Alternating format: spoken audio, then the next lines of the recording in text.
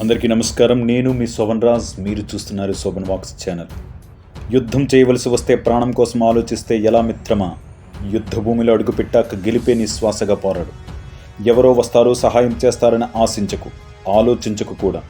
నీ ప్రయాణంలో రహదారులు పూలతో లేకపోవచ్చు, ముళ్ళ బాటే కావచ్చు. చీకటి చిందే అంధకారం నిన్ను అల్లుకుపోయినా ఆగిపోకు, అలసట చెందకు. కొంత దూరం చేరాక ఎవరో ఉన్నారు, తప్పక నీకు చేయందిస్తారనే నమ్మకం పూర్తిగా మరిచిపో. యుద్ధం నీది, చేయాల్సింది నీవే. గెలుపు నీదే కావాలి. ప్రాణం విసిగిస్తుందని పోరాటం ఆపకు. ముందున్న గెలుపు కోసం నీ శక్తిని పుంజుకో. ఇంకాస్త వినూత్నంగా నీ ప్రణాళిక సిద్ధం చేసుకో. నిన్ను తుంచాలనుకున్న వారికి నీవే నీడ అయ్యేలా మారాలి. నిన్ను అణచాలనుకునే వారికి నీవే ఆధారంగా నిలిచే రోజు రావాలి. నిన్ను అవమానించాలనుకున్న వారికి నీవే ఆదర్శంగా నిలవాలి. నిన్ను మోసం చేసిన వారికి నీవే దిక్కు అవ్వాలి. నిన్ను గాయం చేసిన వారికి నీవే వైద్యం కావాలి. నీకు అన్యాయం చేసిన వారికి నీవే న్యాయాధిపతిగా నిలవాలి. నిన్ను చూసి హేళన చేసి గుసగుసలు చెప్పుకున్న వారితో చేతులెత్తి మరీ దండం పెట్టించాలి.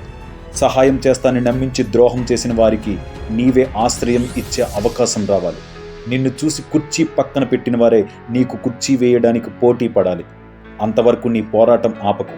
విజయం అంతు చిక్కే వరకు నీలో ఆరాటం ఆగనివ్వకు. ఈ ఒంటరి పోరాటంలో నీతో ఉపకరించే ఒకే ఒక్క ఆయుధం నీ పట్టుదల.